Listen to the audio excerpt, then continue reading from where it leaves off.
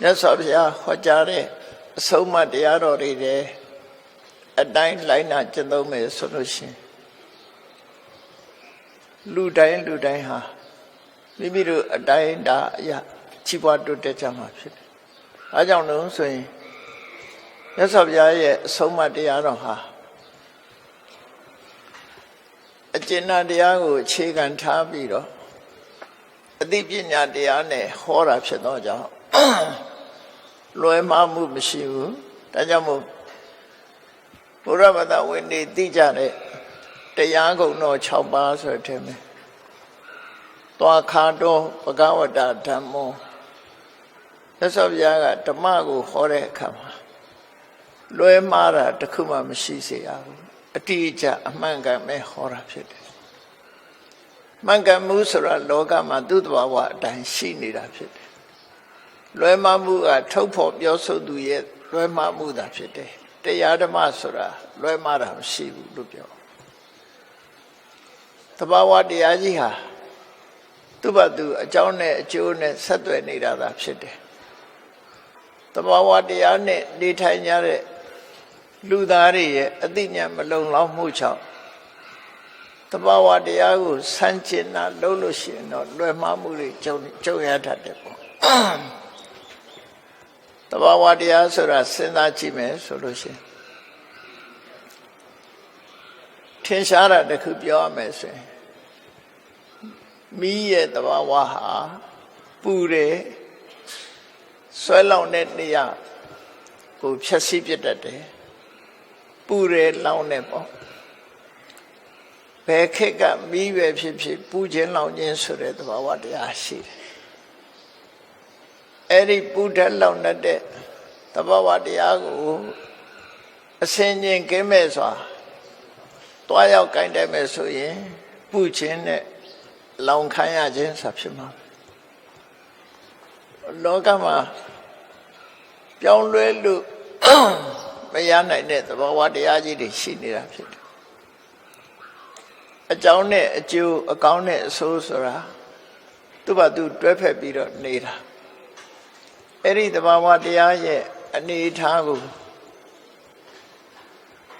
သိတဲ့ပုဂ္ဂိုလ်ဟာမကောင်းတဲ့သဘောဝတရားကိုဖယ်ရှားပြီးကောင်းတဲ့သဘာဝတရားကိုကိုယ်ရင်ထဲနှလုံးထဲမှာဖြစ်အောင်လုပ်နိုင်ပြီဆိုလို့ရှိရင်အဲ့ဒီပုဂ္ဂိုလ်ဟာလူတော်လူကောင်းဖြစ်လာလူတော်လူကောင်းဖြစ်ပြီးကောင်းကျိုးချမ်းသာတွေရရှိလာတာဖြစ်တယ်အဲ့တော့ဘယ်အရာကအရေးကြီးဆုံးလဲလို့ဆိုလို့ရှိရင်အသိပညာဟာအရေးကြီးဆုံးပဲဖြစ်တယ်အဲ့ဒီအသိပညာရဲ့အခြေခံကတော့သီလပဲဖြစ်တယ်ကိုချင်းသီလနဲ့အသိပညာဒီနှစ်ရပ်ပေါင်းစပ်ထားမယ်ဆိုရင်အရာရာမှာအောင်မြင်မှုကိုရနိုင်တယ်လို့လူတွေရဲ့အကောင်းဆုံးအရေးချင်းနှစ်ရပ်လို့ပြောရမယ်ဆိုရင်သီလနဲ့ပညာသာဖြစ်တယ်ပေါ့တခြားအရေးချင်းတွေမလိုအပ်ဘူးလားဆိုလိုအပ်တယ်သို့တော့တခြားရည်ချင်းတွေဟာလိုအပ်ချက်အနေနဲ့သာပါဝင်တာဖြစ်တာအရေးကြီးတဲ့အနေနဲ့ပါဝင်တာဖြစ်တာမဟုတ်ဒါမို့အရေးကြီးဆုံးအရေးချင်းနှစ်ရပ်ကိုပြောပါဆိုလို့ရှိရင်ကိုချင်းသီလနဲ့ပညာဟာအရေးကြီးဆုံးပဲမြတ်စွာဘုရားကမိန့်ကြားတဲ့အခါအားကြောင့်ဒီနှစ်ခုဟာအရေးကြီးလဲလို့ဆိုသီလနဲ့မှအသိပညာဟာအယောင်ထွက်တယ်ပညာနဲ့မှအသိပညာဟာလည်းပဲပြည့်စုံတယ်လို့ဒီနှစ်ခုပါဠိစကားလုံးမှာသီလပရိဒေါတာပညာတဲ့ပညာကိုသီလနဲ့အယောင်တင်ပေးရမယ်လို့သူဆိုလို့တယ်ဟောပရိဒေါတာဆိုတာစေကြောတန့်စင်အင်္ဂလိပ်လို purify ဆိုတဲ့စကားလုံးပေါ့နော်သီလနဲ့ပညာကိုစေကြောတန့်စင် purify လုပ်ရမယ်လို့ဆိုလို့တခါပညာပရိဒေါတံသီလပ ပညာနဲ့သီလကိုတစ်ခါဆေးကြောရမယ်အယောင်တင်ရမယ်လို့ဆိုလို့အဲ့ဒီအရည်ချင်းနှစ်ရဟာရှင်တွဲလာပြီးတော့လူတွေရဲ့တဏ္ဍာမှာအတိုင်းအတာတစ်ခုရောက်တည်ထီအောင်ပြည့်စုံလာမယ်ဆိုလို့ရှိရင်ဒီပုဂ္ဂိုလ်ဟာဘဝမှာဘယ်တော့မှအောက်တန်းနောက်တန်းကျသွားမှာမဟုတ်ဘူးကိုကျင့်သီလဘက်ကလည်းအစင်းမြင့်တယ်အသိပညာဘက်ကလည်းအစင်းမြင့်တယ်ကိုကျင့်သီလတော့ကောင်းမှရဲ့ပညာမရှိဘူးဆိုပြန်တော့လွဲမှားမှုတွေနဲ့ကြုံရတတ်ပြန်ပညာတော့ရှိတယ်ကိုကျင့်တရားမကောင်းဘူးဆိုတဲ့အခါကျတော့ကောက်ချစ်စင်လဲတဲ့လူဖြစ်သွားတတ်တယ်အဲ့တော့ပညာကအမှားအမှန်ကိုသိပြီးလမ်းကြောင်းဖြောင်းအောင်ထိမ့်ပေးတာပဲဖြစ်တယ်သီလကကိုချင်းတရားကိုသိက္ခာကိုထိမ့်သိမ်းတာဖြစ်တယ်အဲ့ဒီနှစ်ခုပေါင်းစပ်လိုက်ပြီးဆိုရင်သူဟာကောင်းအထက်တန်းတစ်ယောက်ရောက်သွားနိုင်တယ်တဘာဝတရားတစ်ခုစဉ်းစားကြည့်ပေါ့လမ်းပေါ်မှာကားမောင်းနေတယ် highway မှာကားမောင်းနေတယ်ဆိုရင် speed ရှိတယ်ထိန်းကျောင်းတဲ့ steering ရှိတယ်ဒီနှစ်ခုဟာကိုထိန်းနိုင်တဲ့အတိုင်းအတာကားကိုထိန်းနိုင်တဲ့အတိုင်းအတာထိအောင် speed တင်ပြီးမောင်းမယ်လမ်းကလည်းဖြောင်ဖြူးတယ်ဆိုလို့ရှိရင်အန္တရာယ်မရှိဘူးကဲပြီးထိန်းနိုင်တဲ့အတိုင်းအတာတဲ့လွန်ပြီးတော့ speed ကိုတင်းမယ်ဆိုလို့ရှိရင်ဒီလိုကဒုက္ခရောက်သွားနိုင်တယ်ထို့တူပဲသီလနဲ့ပညာဟာလည်းပဲတစ်ခုနဲ့တစ်ခုပြန်လည်ထိန်းကျောင်းပြီးတော့ဘဝလမ်းကြောင်းကိုသွားရမှာဖြစ်တယ်ကားမောင်းလို့ပဲထိန်းကျောင်းပြီးတော့ကိုယ့်ဘဝကိုယ်သွားတဲ့လမ်းဖြောင်းတန်းအောင်လုပ်ရပညာနဲ့သွားမဲ့နေရာကိုစဉ်းကျင်စဉ်းစားတယ်သီလနဲ့ကိုယ်ကျင့်တရားကိုထိန်းတယ်ဆိုဒီနှစ်ခုဟာတစ်ခုနဲ့တစ်ခုပြန်လည်ထိန်းကျောင်းပြီးလိုရာစခန်းကိုရောက်နိုင်တာဖြစ်တယ်။ဒါကြောင့်မြတ်စွာဘုရားကဆုံးမတယ်သီလရှိမှပညာရှိနိုင်တယ်ပညာရှိမှသီလရှိနိုင်တယ်ဒီနှစ်ခုကပေါင်းစပ်နေတာဖြစ်တယ်။သီလမရှိဘဲနဲ့ပညာရှိလို့မရဘူးလားလို့ဆိုတာအဲ့ဒါပညာအစစ်မဟုတ်ဘူးပေါ့နော်။ပညာအစစ်မဟုတ်လောကလူတွေကပညာဆိုတဲ့သဘောတရားကျေပြန့်နေတော့ဒီသင်ယူထားတဲ့အကြောင်းအရာတွေကိုပဲပညာလို့သတ်မှတ်နေကြတယ်အဲ့ဒါတွေကဥပမာမယ်အဲစဉ်ကစပြီးကြောင်းနေပြီးသင်ယူကြတယ်ဘာသင်တာတော့ဆိုပညာသင်တယ်လို့ပြောတာတကယ်ကတော့အဲ့ဒါ subject matter သုတလို့ခေါ်တယ်နော်ပညာလို့မခေါ်သေးဘူးသုတလို့ပဲခေါ်တယ်သုတဆိုတာနားထောင်ထားတဲ့အကြောင်းအရာများတာဖြစ်တယ်အဲ့ဒီပုံမှာစဉ်းစားပြီးသိရှိနားလည်သဘောပေါက်တာမှပညာလို့ဆိုလို့တယ်အနုဘောဆိုရင်သုတကိုသာပညာခေါ်မယ်ဆိုလို့ရှိရင်သင်ယူထားတဲ့အကြောင်းအရာများများရှိလေလေသူကပညာတတ်လေလေလို့ဒီလိုဖြစ်မှာမဟုတ်ဘူးလူမှာစာတွေးလက်တွေးဆိုတာနှမျိုးရှိတယ်သုတဆိုတာပြောမယ်ဆိုရင်စာတွေးပေါ့အကြောင်းအရာတွေတွေးရှိထားတော့လည်းပဲဆင်ញင်သုံးသပ်မှုပညာအားနည်းလို့ရှင်လွဲမှားသွားတယ်နော်ဆရာဝန်တွေဟာသုတအနေနဲ့သင်ယူထားကြတယ်လှုပ်ဆောင်တဲ့အခါမှာလွဲမှားသွားတာရှိတယ်အင်ဂျင်နီယာတွေလည်းသုတအနေနဲ့ရှိတယ်လှုပ်ဆောင်တဲ့နေရာမှာလွဲမှားမှုတွေဖြစ်တယ်ဘာကြောင့်လို့ဆိုအတွေ့အကြုံ experience ဆိုတဲ့အဲ့ဒီ experience ကရတဲ့ပညာမျိုးမဟုတ်သေးလို့ပဲဖြစ်တယ်ပေါ့အဲ့တော့ပညာဆိုတာကြတော့အတွေ့အကြုံနဲ့ရင့်ကျက်လာတဲ့ပုဂ္ဂိုလ်တွေဟာအမှားယွင်းနဲသွားတယ်လို့သူဆိုတယ်ဒါကြောင့်မို့သုတနဲ့ပညာကိုလည်းကွက်ပြားခြားနားစွာသိရှိနားလည်ပြီးမိမိတို့ရဲ့သုတကိုပညာအဖြစ်ပြောင်းလဲနိုင်အောင် ဆင်ញင်တုံဆင်ញင်စဉ်းစားသုံးသပ်ပြီးလက်တွေ့ဖော်ဆောင်တတ်ရမှာဖြစ်တယ်အဲ့ဒါလို့မဟုတ်လို့ရှိရင်သုတဟာသုတအဆင့်မှာပဲပျောက်ကွယ်သွားပြီးတော့ပညာအဆင့်ရောက်မလာဘူးဖြစ်တယ်ပေါ့သုတနဲ့ပညာ subject matter နဲ့ wisdom ဒီနှစ်ခုအဲ့ဒီနှစ်ခုပေါင်းစပ်တာဒါကြောင့်မို့အဲ့ဒီပညာရက်ကိုအရှိန်တက်ဖို့ဆိုတာကိုချင်းတရားနဲ့ပြန်ထိန်ရမှာဖြစ်တယ်ကိုချင်းတရားနဲ့မထိန်နိုင်ဘူးဆိုရင်အသိပညာအားနဲ့ရောပါသွားပြီနောက်ဆုံးမှာကိုချင်းတရားပြပြတဲ့လူဟာနလဘိန်းတို့ဘဝရောက်သွားတယ်ဆိုတာလောကမှာတာရကတွေမရှာပါဘူးကိုချင်းတရားပြပြသွားတဲ့ပုဂ္ဂိုလ်တစ်ခုရဲ့ကြာဆုံးသွားမှုဟာထင်ရှားတာပဲအဲ့တော့ဘလောက်ပဲပညာတတ်ခဲ့ကိုချင်းတရားမထိန်တဲ့လူတယောက်ဟာလမ်းမော့ရောက်သွားတာပဲခုခေတ်စကားနဲ့ပြောရင်မြောင်းနဲ့ရောက်သွားပြီပေါ့နော်ကိုချင်းတရားထိန်ပြီးတော့အသိပညာလည်းတတ်တယ်ကိုချင်းတရားလည်းကောင်းတယ်ဆိုတဲ့ပုဂ္ဂိုလ်ဟာတလူလူနဲ့တိုးတက်ချီးပွားလာတာဖြစ်တယ်တိုးတက်ချီးပွားချမ်းသာချီးပွားအကြောင်းတရားများကိုမြတ်စွာဘုရားကဟောကြားဆုံးမခဲ့တာဖြစ်တယ်အဲ့ဒီအတိုင်းဆောင်ရွက်လုပ်ကိုင်နိုင်မယ်ဆိုရင်အချိန်အခါပြည့်ပြည့်စုံလာတဲ့အခါလူတိုင်းပဲမှန်ကန်တဲ့လမ်းကြောင်းကရှောက်မယ်ဆိုရင်ချမ်းသာကြွယ်ဝလာလမ်းကြောင်းမှန်ဖို့ပေါ်တော့တယ်ရွှေကုံဖရာပေါ်သွားဖို့ဥတည်လာတဲ့ပုဂ္ဂိုလ်တိုင်းဟာရွှေကုံဖရာ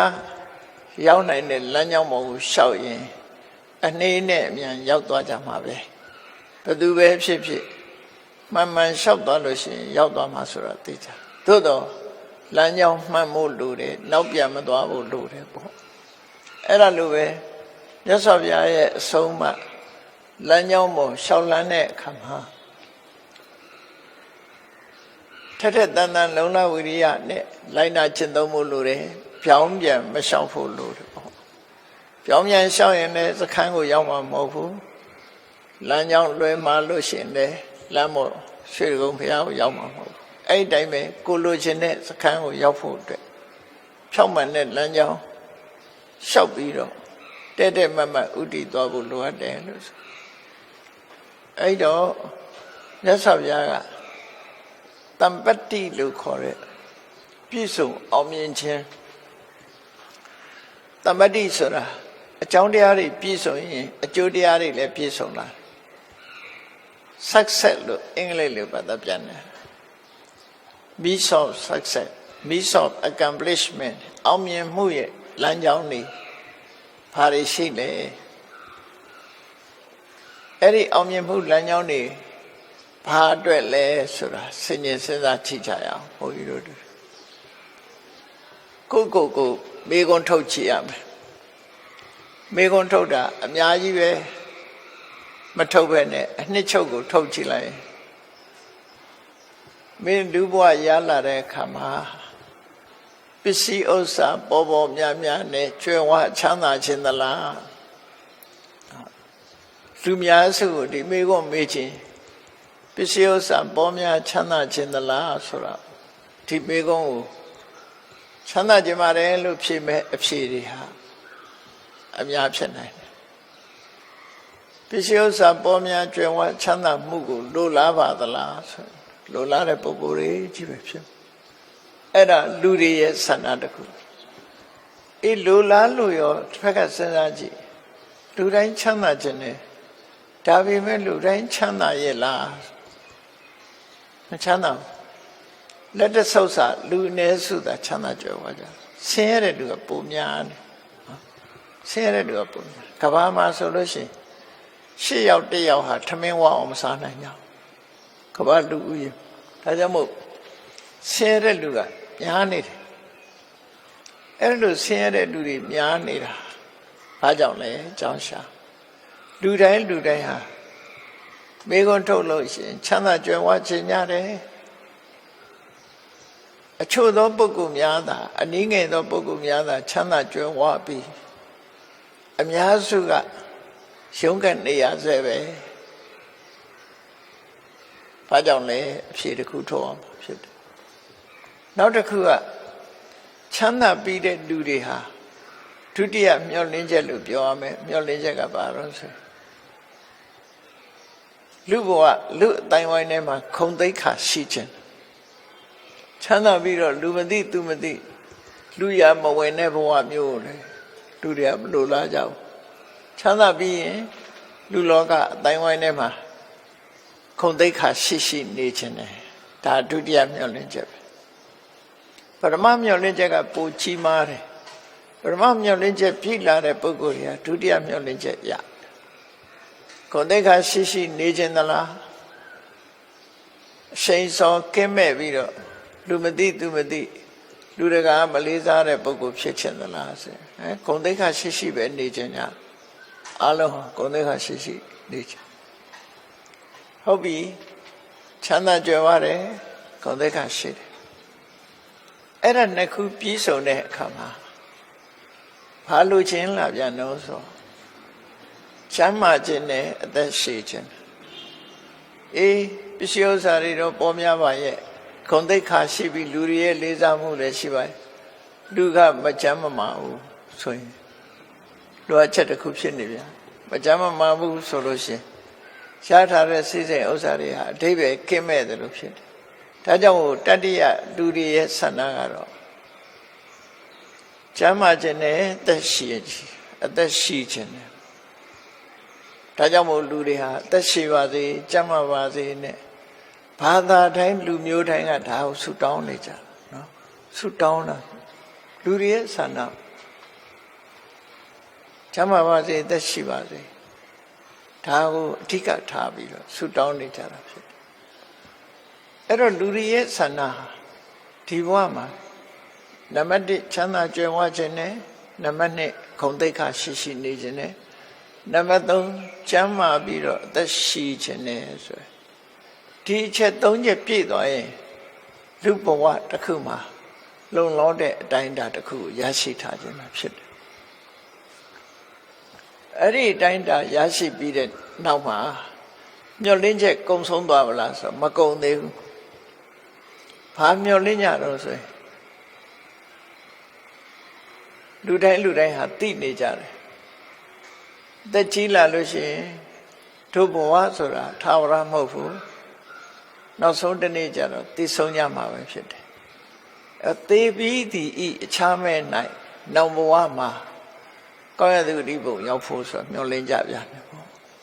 အဲ့တော့နောက်ဘဝကောင်းရသူဒီဘုံရောက်ချင်တယ်ဆိုတဲ့ဆန္ဒဟာနောက်ဆုံးဆန္ဒလေးတစ်ခုပဲလို့သူတို့ဆိုတယ်အဲ့တော့လူဘဝမှာလူတိုင်းရချင်တဲ့ညှော်မှန်းချက်ကြီး၄ရပ်ပစ္စည်းဥစ္စာချမ်းသာကြွယ်ဝခြင်းနဲ့ဂုဏ်သိက္ခာရှိနေခြင်းနဲ့ကျမ်းမာ၍အသက်ရှင်ရှိခြင်းနဲ့တည်တဲ့နောက်မှာကောင်းရတဲ့ဒီဘုံရောက်ခြင်းနဲ့ဆိုတဲ့ဒီလူသားတိုင်းရဲ့လူအင်ဆန္ဒဒီလူအင်ဆန္ဒကိုဖြည့်ဆည်းပေးနိုင်တဲ့အကြောင်းတရားရှိသလားဆိုတော့မြတ်စွာဘုရားကိုယ်တိုင်ကအဲ့ဒီလူချင်းဆန္ဒကိုဖြည့်ဆည်းပေးနိုင်တဲ့အကြောင်းတရားဟာ၄မျိုးရှိတယ်လို့ဟောထားတယ်နော်၄မျိုးရှိတယ်အဲ့ဒီ၄မျိုးကဘာလဲလို့ဆိုရင်နံပါတ်1ကတတ္ထာဆိုတာယုံကြည်မှုလို့ဘာသာပြန်တယ်အင်္ဂလိပ်လို confidence လို့ခေါ်တာအဲ့တော့ယုံကြည်မှုဆိုတာဘာကိုယုံကြည်တာလဲဆိုရင်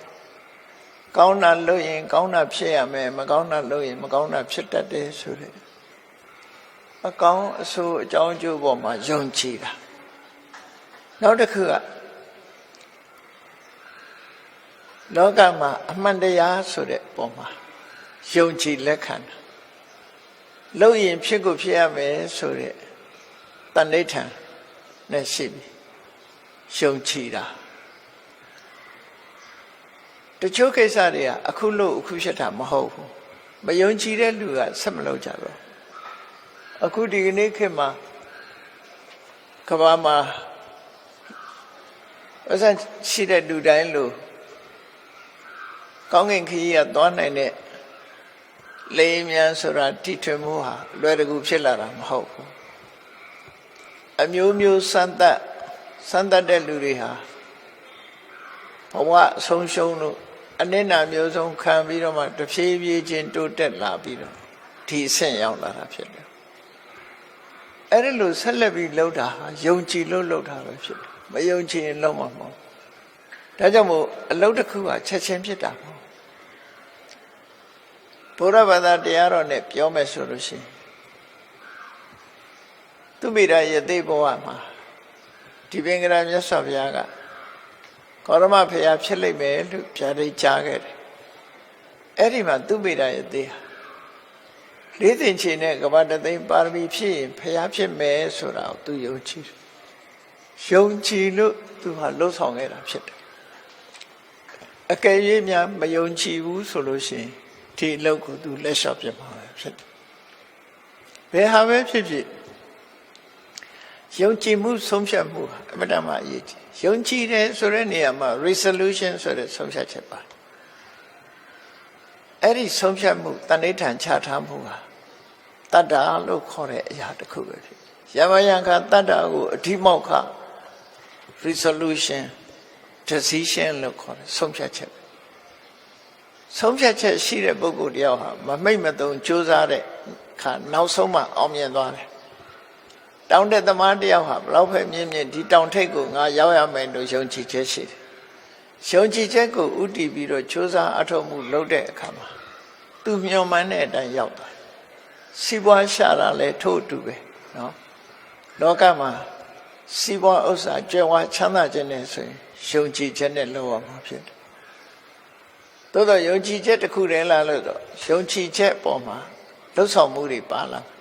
ဘာတွေပါလာတော့ဆိုရင်နော်ဖြစ်ခြင်းနဲ့ဆန္ဒကျိုးပန်းအထောက်မှုလုံလဝိရိယစိတ်ဓာတ်ကြံ့ခိုင်မှုအသိပညာဆိုတာပေါင်းစပ်ရမှာဖြစ်တယ်ဘယ်ရာပဲဖြစ်ဖြစ်တစ်ခုတည်းမဟုတ်ဘူးဆိုတာကိုတော့သတိထားအချိန်ကိုပြောနေတဲ့နာယီလေးတစ်ခုတည်းပဲစဉ်းစားကြည့်လေလူတိုင်းနာယီကိုသုံးနေတာစဉ်းစားကြည့်လိုက်အဲ့နာယီလေးမှာလက်တံနှစ်ခုပါတယ်မျက်နှာပြင်မှာခဏန်းလေးပါတယ်အတွင်းမှာပင်နီယန်ဆိုတဲ့စက္ကရိယာတွေပါတယ်ဘက်ထရီပါတယ်ကဲအဲ့ဒါတွေတစ်ခုချိုးတဲ့သွားလို့ရှိရင်အချိန်ကိုဖော်ပြနိုင်အောင်မလားမပြနိုင်ဘူးဘက်ထရီလည်းကောင်းတယ်ပင်နီယန်တွေလည်းကောင်းတယ်လက်တံတစ်ခုကိုဖြုတ်ထားလိုက်ဘာမှမလုပ်နဲ့လက်တံတစ်ခုပဲဖြုတ်ထားလိုက်အတူပဲဖြုတ်အရှိပဲဖြုတ်အချိန်ကိုသိနိုင်အောင်သိနိုင်တော့အလုံးဟာပေါင်းစပ်နေမှာဖြစ်တယ်ဆိုတဲ့သဘောတရားကိုပြောပြတာပါအလုံးဟာပေါင်းစပ်ညီညွတ်ပေါင်းစပ်နေမှာအကျိုးရလဒ်တစ်ခုဆိုထွက်တာဖြစ်တယ်ဒါကြောင့်အကြောင်းတရားတွေအလုံးပေါင်းစပ်နေပြောတဲ့အခါတော့တစ်ခုကိုဥတည်ပြီးပြောတာဖြစ်တော့လည်းပဲအကြောင်းတရားတွေဟာတစ်ခုတည်းမဟုတ်ဘူးစီးပွားဥစ္စာတိုးတက်တယ်လို့ဆိုတဲ့ပုဂ္ဂိုလ်တွေဟာဘာတွေနဲ့ပေါင်းစပ်ထားတာတော့ဆိုလို့ရှိရင်သူတို့ဟာသူများတဲ့ပို့တဲ့လုံလဝိရိယစ조사အထောက်မှုရှိတယ်အဲ့ဒီစ조사အထောက်မှုဆိုတဲ့အထဲမှာဘာတွေပေါင်းစပ်ထားတော့လို့ဆိုရင်လုပ်ငန်းကျွမ်းကျင်မှုပါတယ်နည်းပညာပါတယ်ဆွဲလုံးလကြီးမားမှုပါတယ်ကိုယ်တိုင်လုံးနိုင်စွမ်းရှိတယ်စီမံခန့်ခွဲတတ်တဲ့စွမ်းရည်တတ်ရှိတယ်အဲ့ဒီငါးချက်ဟာပေါင်းစပ်ပါဝင်နေပြီးတော့စ조사ရမှာဖြစ်တယ်ဒီတိုင်းအယမ်းမဲ့လှုပ်ရှားနေတာကိုစ조사တယ်လို့ပြောတာမဟုတ်စ조사မှုဆိုဒီမှာအကြောင်းတရားတွေပေါင်းစပ်ပြီးတော့စ조사နေတာသာဖြစ်တယ်အဲ့ဒါလို့ငါးရက်လုပ်ငန်းကျွမ်းကျင်မှုမရှိရင်လည်းပျက်စီးတယ်နည်းပညာမကောင်းရင်လည်းမအောင်မြင်ဘူးဆွဲမရှိလို့ရှိရင်လည်းအောင်မြင်မှုပန်းနိုင်ကိုမရောက်နိုင်ဘူးကိုယ်တိုင်မလုပ်တတ်ဘူးဆိုတဲ့လူတွေလည်းအောင်မြင်မှုတရဖူမဆောင်နိုင်ဘူးစီမံခန့်ခွဲတတ်ခြင်းဆိုတာမရှိဘူးဆိုရင်လည်းအောင်မြင်မှုမရနိုင်ဘူးဒါကြောင့်မို့ကြိုးပမ်းအထောက်တယ်ဆိုတာဟာလုပ်ငန်းကျွမ်းကျင်မှုနည်းပညာကောင်းမှုဆွဲလုံးလာကြီးမားမှုနဲ့ကိုယ်တိုင်လုံနိုင်စွမ်းရှိမှုလုံနိုင်စွမ်းဆိုတာကိုယ်လည်းလုံတတ်တယ်လုံတတ်မှစီမံခန့်ခွဲတတ်တာဖြစ်တယ် ကိုမတတ်တဲ့ပညာရက်ကိုသူများသွားဆရာလုံးလို့ရှိရင်သူလိန်သမျှခံရမှာပဲဒါသိချရတယ်တရားနော်အဲ့တော့ကိုယ်တိုင်လည်းတတ်တယ်ကိုယ်တိုင်တတ်တဲ့ပညာနဲ့သူများကိုစီမံခန့်ခွဲတတ်တယ်ဒီအချက်၅ချက်ပြည့်ပြီးပေါင်းစပ်ပြီးဆိုရင်အထွတ်ထိပ်ကိုရောက်လာတာပဲဖြစ်တယ်အဲ့တော့မြတ်စွာဘုရားကခုနပြောတဲ့လူဆန္ဒတွေဖြည့်ဆည်းဖို့အတွက်တတ္တာဆိုတဲ့ယုံကြည်ချက်အခြေခံအဖြစ်ရှိရမယ်ယုံကြည်ချက်ရှိလာပြီးတဲ့နောက်မှာလူသားတွေအတွက်ဘာရည်ချင်းတို့အပ်တယ်လဲဆိုရင်ကိုချင်းတရားဆိုတာလောကလူတွေကကိုချင်းတရားကိုဒီနောက်ဘဝအတွက်လို့ထင်ကောင်းထင်နေလေမဟုတ်ဘူးဒီဘဝကြီးပွားတိုးတက်တာလေကိုချင်းတရားကောင်းမှကြီးပွားတိုးတက်တာကိုချင်းတရားပြက်ပြားသွားတာနဲ့တပြိုင်နက်ဒီလူရဲ့စီးပွားဥစ္စာတွေဟာကြိုးကြပျက်စီးသွားတယ်ဒါကြောင့်မို့ကိုချင်းတရားဆိုတာအမှန်တမ်းအရေးကြီးတာကိုချင်းတရားဆိုတာတခြားဟာတွေမဟုတ်ဘူးအနည်းဆုံးခုနကဆောက်တည်လိုက်တဲ့၅ပါးသီလအဲ့ဒီ၅ပါးသီလဟာအခြေခံခိုင်လုံတဲ့ကိုချင်းတရားပဲဖြစ်တယ်အဲ့ဒီကိုချင်းတရားတွေတဲ့ကနေတခုဖောက်ဖျက်လိုက်တာနဲ့တပြိုင်နက်ကျန်တာတွေကပြုတ်ကွဲသွားနိုင်ဘာလဲလို့ဆိုမူရစေဝသုံးလိုက်ပဲလေအယတိသတောက်စာမူရစေဝသုံးဆွဲလိုက်တာနဲ့တပြိုင်နက်ကျန်တဲ့ဟာတွေပါကျိုးပေါက်ကုန်တတ်တယ်ပေါ့ဒါကြောင့်မို့မူရစေဝသူရမေရယမစ္ဆပမထဌာနာသူကကိုယ့်ရဲ့စိတ်ဓာတ်ကိုယ်သာပျက်စီးစေတာမဟုတ်ဘူးကျမ်းမာရေးကိုလည်းပျက်စီးတယ်စိတ်ဓာတ်ကိုလည်းပျက်စီးစေတယ်တန်ဖိုးကြီးမားတဲ့လူတွေရဲ့တတိထားမှုဆိုတဲ့တတိကိုလည်းဖျက်ဆီးနိုင်တယ်ဒါမို့မူရစ်တယ်ဆိုမူရစ်ခြင်းရဲ့အကြောင်းဖြစ်တဲ့တရားတွေမူရစ်ခြင်းမူရစ်စေတတ်တဲ့အရာတွေကိုသုံးစွဲခြင်းဟာလူဘဝမှာလူညွန့်တုံးစေခြင်းပဲဖြစ်တယ်သိတော့သိတယ်လောကလူတွေဟာမသိကြတာတော့မဟုတ်ဘူးသိကြသိရတဲ့နဲ့မလုံနိုင်တာဘာကြောင့်လဲ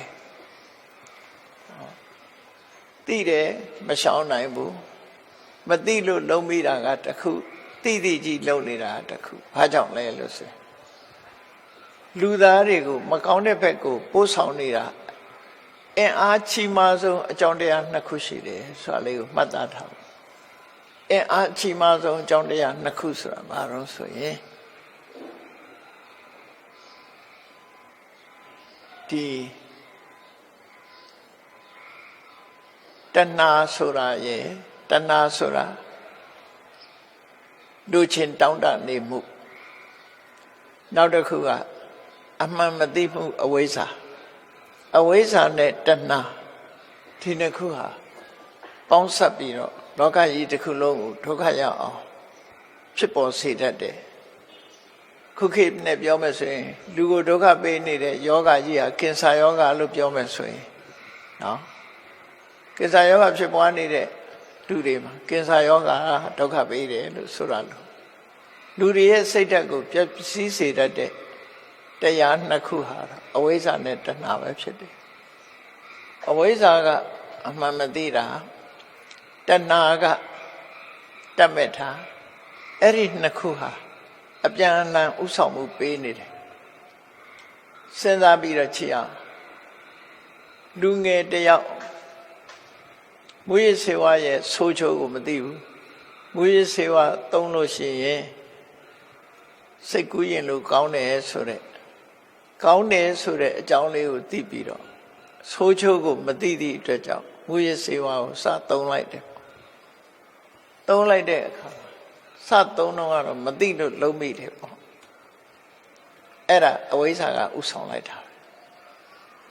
မသိခြင်းဟာအဝိဇ္ဇာသုံးလိုက်တဲ့အခါကျတော့ဖြတ်လို့မရတော့ဘူးဆိုတာကြတော့တဏှာဖြစ်သွားဖြတ်လို့မရတော့ဘူးဆိုးကျိုးတွေသိတယ်အိမ်ကမိဘတွေကလည်းမကြည့်ဘူးဆွေမျိုးသားချင်းတွေကလည်းမကြည့်ဘူးဘယ်သူမှလက်မခံတော့ဘူးဆိုတဲ့ဒုက္ခဒုက္ခရောက်တာတွေကိုသိတော့လည်းပဲဖြတ်မရလို့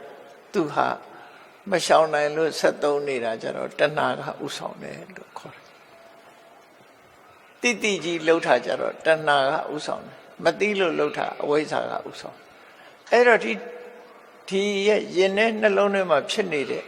လူစိတ်ထဲမှာစွဲနေတဲ့ဒီအစိုးတရားနှစ်ခုဟာလူတွေကိုဆိုးချိုးတက်ရောက်စေတာပဲဖြစ်တယ်ပေါ့အဲ့ဒီတရားနှစ်ခုဟာဖယ်ရှားရမယ့်နိလန်းရှိတယ်ပေါ့ဖယ်ရှားရမယ့်နိလန်းကအလုံးဟာအသိပညာနဲ့ဖယ်ရှားရမှာပဲဖြစ်တယ်ဒါကြောင့်မို့အသိပညာကိုတိုးတက်အောင်လုပ်အောင်အခြေခံကကိုချင်းသီလကိုချင်းသီလနဲ့စတင်ပြီးတော့ထိမ့်သိမ့်နေပြီးတဲ့အခါကျတော့ပညာဆိုတဲ့အသိပညာနဲ့ထိမ့်သိမ့်တယ်ပညာဆိုတာလုံးတင်တာနဲ့မလုံးတင်တာခွဲခြားသိတာပညာလုံးတင်တာနဲ့မလုံးတင်တာခွဲခြားသိမှမလုံးတင်တာကိုရှောင်နိုင်မှဖြစ်တယ်လုံးတင်တာကိုလုံးနိုင်မှဖြစ်တယ်လုံးတင်တာလုံးမှမလုံးတင်တာရှောင်မှလူဘဝကြီးပွားတိုးတက်နိုင်တာဖြစ်တယ်ဒါကြောင့်မို့လို့သီလနဲ့ပညာဒီနှစ်ခုဟာအရေးပါတယ်လို့ပြောတာနော်ဒီသီလပညာနှစ်ခုပေါင်းစပ်ထားလိုက်ရင်ခုနပြောတဲ့လူရဲ့စိတ်ဆန္ဒတွေအားလုံးဟာပြည့်ဝလာမှာပဲဖြစ်တယ်စီဝါဥစ္စာတိုးတက်ခြင်းနဲ့ဂုဏ်တရင်ကြော်ကြားခြင်းနဲ့လူရဝိညာဉ်နဲ့ကျမ်းမာခြင်းနဲ့အသက်ရှည်ခြင်းနဲ့နောက်ဆုံးဘဝတစ်ခုဆုံးသတ်ရင်တည်သည့်ချမ်းမဲ့မှာကောင်းတဲ့ဘုံကိုရောက်ခြင်းနဲ့ဆိုတဲ့လူရဲ့ဆန္ဒတွေကိုပြည့်ဝစေနိုင်တဲ့အကြောင်းတရားတွေအဲ့ဒီထဲမှာမြတ်စွာဘုရားက generosity လို့ခေါ်တဲ့ရရောမှုကိုယ်သာသုံးမယ်ဆိုတဲ့ကျင့်မြောင်းတဲ့စိတ်ရှိနေလူတွေဟာမကျင့်တတ်မှုနဲ့နေထတယ်အဲ့ဒါကိုစာပေကျမ်းကမှာစာခလို့ခေါ်တယ်စာခဆိုတာကိုယ်သာသုံးမယ်ဆိုတဲ့မစ္စရိယတရားရဲ့ဆန့်ကျင်မဲ့တရားပဲဖြစ်တယ်မစ္စရိယဆိုတာကိုယ်တယောက်တည်းအရာရာမှာကိုယ်အတွက်သာချိတတ်တယ်အများအတွက်မချိတတ်တဲ့သဘောတရားကိုလိုဘယ်သူမှမဖြစ်စေချင်တာကိုတယောက်တည်းပဲဆိုတဲ့ကိုချိုးရှာအတ္တကြီးမားတဲ့မစ္စရိယတရားကိုဖယ်ရှားနိုင်မှုလိုအပ်တယ်အဲ့ဒါဖယ်ရှားလိုက်လို့ရှိရင်အာလုံးလူတွေရဲ့ဆန္ဒဟာပြည့်စုံသွားမှာဖြစ်တယ်ဒါကြောင့်မို့မှတ်သားထားဖို့ရာကလူဆန္ဒပြည့်ဝဖို့အတွက်နံပါတ်1ကယုံကြည်ချက်တတ်တာနံပါတ်2ကကိုချင်းသီလနံပါတ်3ကစာခနံပါတ်4ကပညာလို့သူဆိုလို့တယ်အဲ့ဒီမှာအရေးကြီးဆုံးနှစ်ခုကိုပြောပါဆိုရင်သီလနဲ့ပညာပဲနော်အရေးကြီးဆုံးနှစ်ခုကသီလပညာနှစ်ခုရှိရင်ကျန်တာတွေဖြစ်ဖို့မခဲရင်တော့ဒါကြောင့်မို့သီလပညာကတော့တစ်ခုသီလကိုဖယ်ပြီးတော့ပညာတစ်ခုတည်းယူလို့လည်းမရဘူးပညာကိုဖယ်ပြီးကိုချင်းသီလတစ်ခုတည်းလုပ်လို့လည်းမရဘူးဒီနှစ်ခုကခေါင်းနဲ့ပန်းလို့ပဲထင်ကားတစ်ချက်မှာခေါင်းနဲ့ပန်းလို့ပဲဒီနှစ်ခုကပေါင်းစပ်ထားမှာဖြစ်တယ်အဲ့ဒီလိုမြတ်စွာဘုရားကဆုံးမဩဝါဒပေးပြီးတော့ဟောကြားခဲ့တာဖြစ်တယ်ပေါ့အဲ့ဒါမြတ်စွာဘုရားရဲ့အဆုံးအမတွေဟာလောကမှာလက်တွေ့ကြတယ်အေးကြီးပွားတိုးတက်ဖို့အတွက်ဒီရည်ချင်းတွေ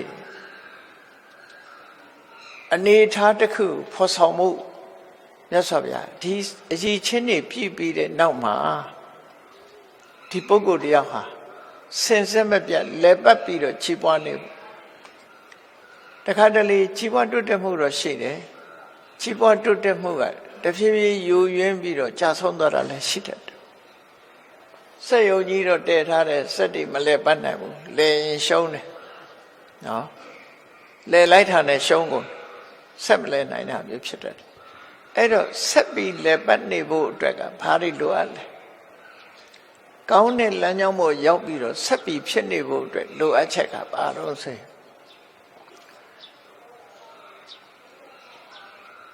နံပါတ်1နေရာရွေးချယ်မှုမှန်ကန်ရမယ်ဒါကိုပฏิရူပဒေသဝါဒလို့မင်္ဂလာတရားထဲမှာဟောတာအဲ့ဒါနေရာရွေးချယ်မှုမှန်ကန်ခြင်းပဲနော်နေရာရွေးချယ်မှုမှန်ကန်ရမယ်နောက်ပြီးတော့လူတော်လူကောင်းကိုယ်လုပ်ငန်းကိုပံ့ပိုးနိုင်မဲ့ပုဂ္ဂိုလ်ဆရာကောင်းသမားကောင်းအကြံကောင်းဉာဏ်ကောင်းပေးနိုင်တဲ့ပုဂ္ဂိုလ်နဲ့လက်တွဲရမယ်ဒါနော် နေရာရွေးချယ်မှန်ကန်တဲ့နေရာကိုရွေးချယ်ခြင်းဆရာကောင်းသမားကောင်းအပေါင်းအသင်းကောင်းနဲ့လက်တွဲခြင်းနံပါတ်3ကအတ္တသမပဏိတိလို့ခေါ်တယ်ကိုပြုပြင်ထိမ့်သိမ်းဆောက်ရှောက်ခြင်းကိုပြုပြင်ထိမ့်သိမ်းဆောက်ရှောက်ခြင်းဆိုတာဘာအလုံးစိတ်သီလနဲ့ပညာပဲကိုချင်းတရားကောင်းအောင်ထိရမယ်အသိပညာတိုးတက်နေအောင်အမြဲလုပ်ရမယ်အသိပညာတိုးတက်နေအောင်ဘာလုပ်ရမလဲစာဖတ်ရှုရမယ်စဉ်းစားရမယ်ကိုနဲ့သက်ဆိုင်တဲ့ subject တွေကိုဖတ်နေရမယ်အမြဲလေ့လာရမယ်မေးမြန်းရမယ်ဆွေးနွေးရမယ်ဆွေးနွေးမှုဆိုတဲ့နေရာမှာဒီကနေ့ခေတ်မှာဆွေးနွေးမှုတွေကပုံစံနဲ့ပြောင်းတယ်နော်အကြောင်းအရာတစ်ခုကိုအကျိုးပေါ်အောင်ဆွေးနွေးဖို့လိုအပ်တယ်ပေါ့အခုကတန်ဖိုးရှိတာဆွေးနွေးမှုမရှိမဟုတ်ဘဲနဲ့တခြားအကြောင်းအရာတွေဆွေးနွေးပြီးဆွေးနွေးပွဲမှာရန်ဖြစ်သွားကြတာလည်းရှိတယ်ကိုဟာသူဟာရှေ့တန်းတင်ပြီးပြောကြတာဖြစ်တယ်တကယ်အကြောင်းအရာတစ်ခုကိုဆွေးနွေးမှုဟာအမှန်တမ်းတန်ဖိုးရှိတယ်လို့ပြောဒီကနေ့ခေတ်ဆွေးနွေးပွဲတွေနော်အစည်းအဝေးတွေအမှန်တမ်းများတယ်သို့တော့အကောင်ထဲမပေါ်တဲ့အစည်းအဝေးကိုနေတိုးလို့ခေါ်တယ်နော်နေတိုးလို့ခေါ်တယ်နေတိုးဆိုတာအဓိပ္ပာယ်ဖွင့်တဲ့အခါကျတော့ non action talk ကောင်းလေးတယ်ဒီနေတိုးက NATO ဒီစကားလုံးလေးလုံးလေးကိုပေါင်းပြီးနေတိုးလို့ခေါ်တယ် non action လုံးမပါဘူးထောက်ကောင်းလေးအပြောတတ်တတ်ပဲအဲ့ဒီအစည်းအဝေးမျိုးကြရင်တော့သုံးဝင်မှုတာသိကြတယ်နော်လှုပ်တယ်ငွေကုန်ကြီးချအစည်းအဝေးကြီးတွေကျင်းပတယ်ပြီးရင်အပေါင်းအာရင်တန်တန်နဲ့ပြောသွားကြတယ်စာရန်ကြီးတွေဖတ်ကြတယ်ဟိုဟာတွေလှုပ်တတ်တယ်ပြီးပြီဆိုတော့အတန်တွေတိတ်သွားတယ်နောက်ထပ်အကောင့်ထဲပေါ်တာလည်းမရှိဘူးဘာမှလှုပ်တာလည်းမရှိဘူးဆိုအဲ့ဒါနေတိုးအစည်းအဝေးလို့သာမှတ်ထားပြီနော်နေတိုးအစည်းအဝေးဆိုတာအချိန်ကုန်ခြင်းငွေကုန်ခြင်းပဲဖြစ်တယ် non action talk only ဆိုတာမဖြစ်စေဖို့စီမံချက်တစ်ခုချပြီးအကြံကောင်းဉာဏ်ကောင်းတွေနဲ့လုပ်ပြီးအကောင့်ထဲပေါ်တဲ့ဆွေးနွေးပွဲပဲလုပ်တဲ့ပေါ့နော်အဲ့လိုမလုပ်လို့ရှိရင်သူကတမိုးတက်လာမှာမဟုတ်ဘူးအသိပညာလည်းတိုးတက်လာမှာမဟုတ်ဘူးကိုသိတာကိုပြောကိုစကားငါစကားနွားရညင်ညခုံညပြီးငြိမ်သွားကြပြန်ကော်ဖီတောက်မုံစားပြန်ညပြန်အဲ့ဒါနေတိုးအစည်းအဝေးလို့ခေါ်တယ်အဲ့ဒါမျိုးမဖြစ်သင့်ဘူးအစည်းအဝေးတစ်ခုကပညာရသွားရမယ်စီမံချက်တစ်ခုဖြစ်သွားမယ်အများရဲ့ဆုံးဖြတ်ချက်နဲ့တစ်ခုအောင်မြင်မှုရသွားဒီလိုပဲဖြစ်တဲ့ပြန်ဒီဆန်းစစ်တဲ့အစည်းအဝေးမျိုးဖြစ်တဲ့အလုပ်တစ်ခုလုပ်ပြီးပေါင်းစုလုပ်တဲ့အခါမှာတို့ဘယ်တော့ကဘာလုပ်ခဲ့တယ်ဘာလုပ်တယ်အဲ့ဒီလုပ်တာအကျိုးအမြတ်ဘယ်လောက်ရှိလဲဒီနေရာမှာဘာမှားတယ်လဲဘယ်ချက်ကတော့ဆက်လက်လုပ်တဲ့နဲ့ဘယ်ချက်ကတော့မလုပ်တဲ့ဘူးဆိုတာတွေကိုအများသဘောနဲ့အမှားမှန်ရှာကြံပြီးတော့ပြုပြင်ထိမ့်သိမ့်တဲ့အစည်းအဝေးမျိုးဒါမျိုးချတယ်တန်ဖိုးကြီးမားတယ်လို့ပြောမလုပ်ရဘူးမဟုတ်လုပ်ရမယ်အစည်းအဝေးလည်းလုပ်ရတယ်တာကိစ္ဆာလို့ခေါ်တယ်အတူတကွဆွေးနွေးပြောဆိုမှုကလည်းရှိရဒါမှအကြံကောင်းဉာဏ်ကောင်းတွေရနိုင်တာဖြစ်တယ်ဒါကြောင့်မို့မြတ်စွာဘုရားဟောတဲ့အဆုံးအမတွေကဒါတွေအားလုံးခြုံငုံထားတာနေရာရွေးချယ်မှုမှန်ကန်ရမယ်မိကောင်းဆွေကောင်းအကြံဉာဏ်ကောင်းပေးနိုင်တဲ့ပုဂ္ဂိုလ်တွေနဲ့ဆုံစည်းရမယ်ပြီးတဲ့အခါကျတော့အတ္တသမပဏိတိကိုပြုပြင်ထိမ့်သိမ်းနိုင်စွမ်းရှိရမယ်မကောင်းသေးရင်ကောင်းအောင်ပြင်ရမယ်တိုးတက်လာအောင်လုပ်ရမယ်ကိုစိတ်ကိုအလိုမလိုက်ရဘူးလို့ဆိုလိုတယ်မကောင်းတဲ့ဘက်ကိုအလိုမလိုက်ရဘူးကိုမှသီလနဲ့ပြည့်စုံရင်လားအသိပညာပြည့်စုံရင်လားကိုချင်းသီလနဲ့ပြည့်စုံပြီးရင်အသိပညာဟာအမြဲတမ်းရှုခြင်းအောင်မြင်ကြီးပွားသွားတဲ့ပုဂ္ဂိုလ်တွေနိနာနေတဲ့ကိုဘာကြောင့်ကြီးပွားတယ်ဆိုတာစူးစမ်းလေ့လာခြင်းဆိုတာတွေနဲ့အသိပညာတိုးတက်နေအောင်လုပ်ခြင်းဟာအတ္တသမပဏိတိပဲ သီလမရှိသေးရင်သီလရှိလာအောင်ကိုချင်းပညာအားနည်းနေသေးရင်ပညာတိုးတက်လာအောင်ကြိုးစားအထောက်အောင်ဒါအတ္တသမပရိသေအဲ့ဒီအားလုံးအခြေအနေတစ်ခုဟာအခြေခံရှေးကလုပ်ခဲ့ပြီးသားဖြစ်တဲ့ရှေးကုသိုလ်ကံအခြေအနေကောင်းပေါ်မှာမူတည်ပြီးတော့ဆောင်ရွက်ရမှာဖြစ်တယ်ဘုန်းကြီးတို့တွေဟာလူဘဝရလာကြတဲ့ဟာအခြေအနေကောင်းတွေရထားပြီးသားဖြစ်တယ်နော်အခြေအနေကောင်းတွေဟာရထားပြီးသားဖြစ်လို့ကိုရှင်တဲ့နှလုံးထဲမှာကောင်းမြတ်တဲ့အနေအထားတွေနားလည်နိုင်စွမ်းရှိတဲ့ပင်ကိုဉာဏ်တွေရှိပြီးရှစ်ဆက်အလုံးလုံးဖို့ပဲလိုအပ်တယ်အလုံးလုံးမယ်ဆိုလို့ရှိရင်အောင်မြင်ကြီးပွားမှုတွေကတစ်ခုပြီးတစ်ခုတစ်ခုပြီးတစ်ခုဆက်လက်ပြီးတော့အောင်မြင်သွားမှာ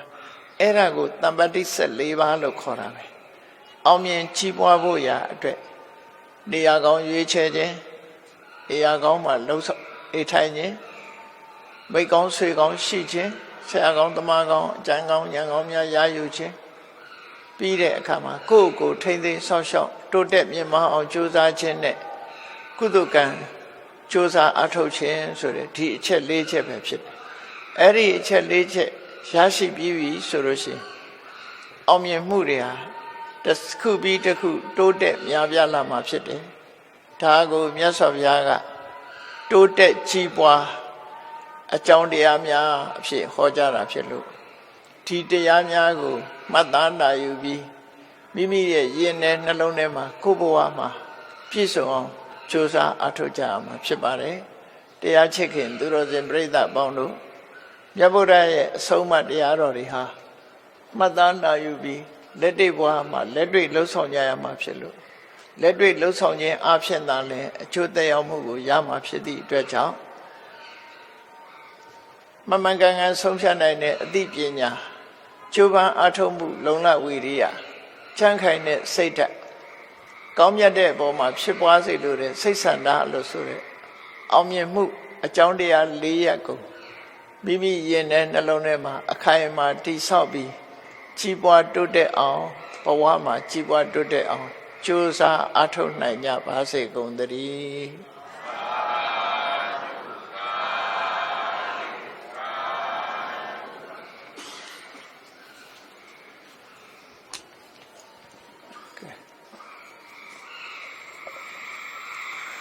သာသနာတော်နှစ်2562ခုကောဇာတက္ကရာ1380ပြည့်ခရစ်နှစ်26ရက်ကြာတာ2019စနေနေ့ရန်ကုန်တိုင်းဒေသကြီးစမ်းချောင်းမြို့နယ်စမ်းချောင်းခါရင်ရစီတန်ဖွင့်တဲ့ခြင်းအချိန်မှာတရားသမိမှာတိုးတက်ကြီးပွားကြောင်းအကြောင်းတရားများကိုဟောကြားတော်မူသောပမောက္ခကျော်ဆရာတော်ဘာဒနာနာနာမာနာဘေဝန္တာဆရာတော်ဘုရားတရားတော်ကိုပူဇော်တော်အပြင်မတည်လူရှင်များနဲ့ခொနည်းသားသမီးများမှာဓမ္မပူဇာလှူဒန်းရာအတွက်ခွင့်ပြုတော်မူပါဗျာဆရာတော်ဘုရားဓမ္မပူဇာလှူဒန်းရာအတွက်ဆရာတော်ဤကပ္ပိယဖြင့်ဥကျော်သိမ်းမှဆောင်ရွက်ပေးပါရန်လေးစားစွာဖိတ်ကြားအပ်ပါတယ်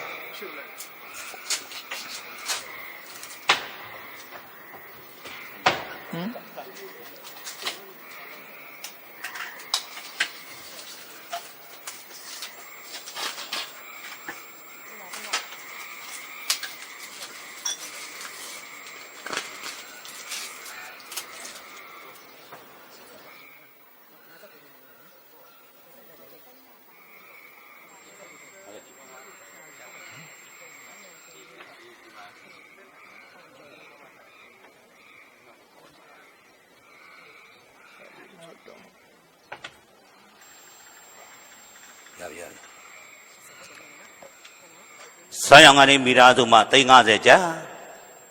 ဥသက်နောင်ထွန်းမိသားစုမှ9သိန်းကျပ်တော့ဘိုင်ယိုနီးယားမိသားစုမှ3သိန်းကျပ်မင်းသားဦးရဲအောင်မိသားစုမှ3သိန်းကျပ်အခန်းနေပိုင်ရှင်များနဲ့9သားသမီးများမှ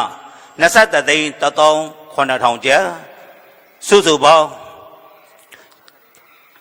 80 1,900ကျပ်အားဦးကျော်နိုင်ဦးနောင်ခွန်မြင့်ဝေဦးအောင်ကျော်မြင့်မှစက်ကလူတန်းပေးပါရန်လေးစားစွာဖိတ်ကြားအပ်ပါတယ်သာဓုသာဓုသာဓု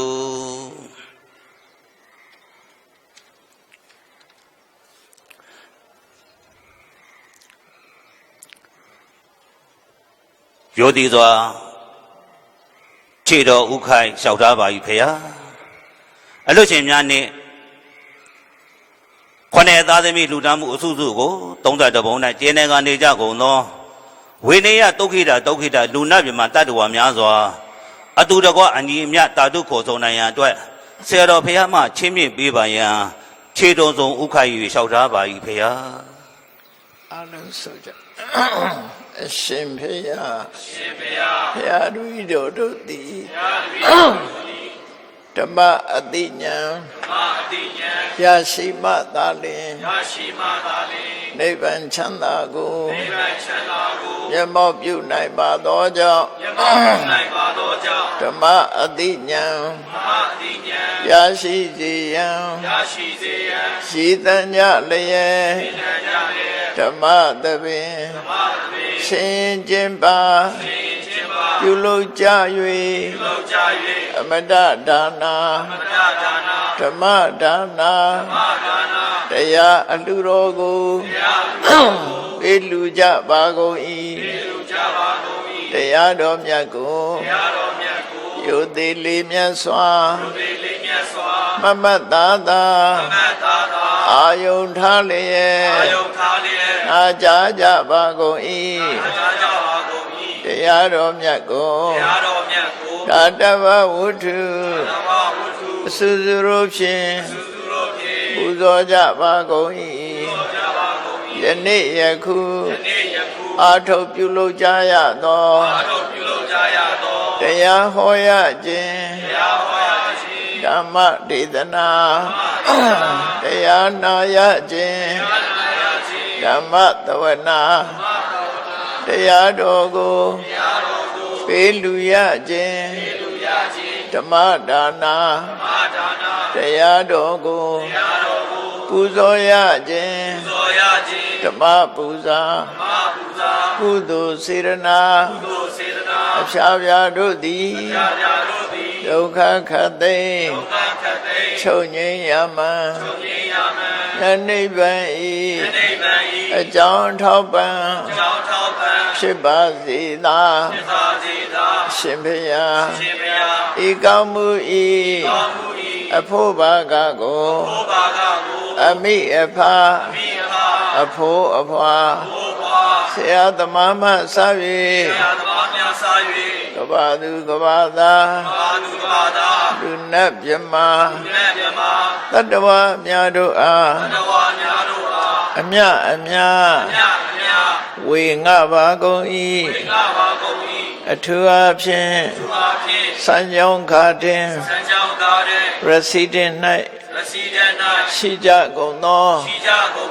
နတ်အပေါင်းတို့အားကုသိုလ်အမြဝေငှပါကုန်၏တပိတော်များစီးပွားဥစ္စာရှားပွေရာဌာနတို့၌လုပ်ငန်းလှုပ်ဆောင်ရာဌာနတို့၌ရှိကြကုန်သောနတ်အပေါင်းတို့အားကုသိုလ်အမြဝေငှပါကုန်၏32ပုံချင်းလီကုန်သောလုံးစုံများစွာတတ္တဝါတို့သည်ကုသိုလ်အမြကိုယ်စီရကြကုန်သည်ဖြစ်၍ကိုယ်စိတ်နှဖျားချမ်းသာကြသည်ဖြစ်ကြပါစေကုန်သတည်းအလုံးကြာကြသမျှအမြယူတော်မူကြပါကုန်သောသာဓု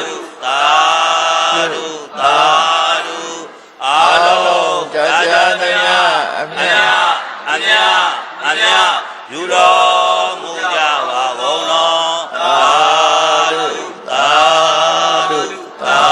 ဓုအလုံးကြာကြသမျှ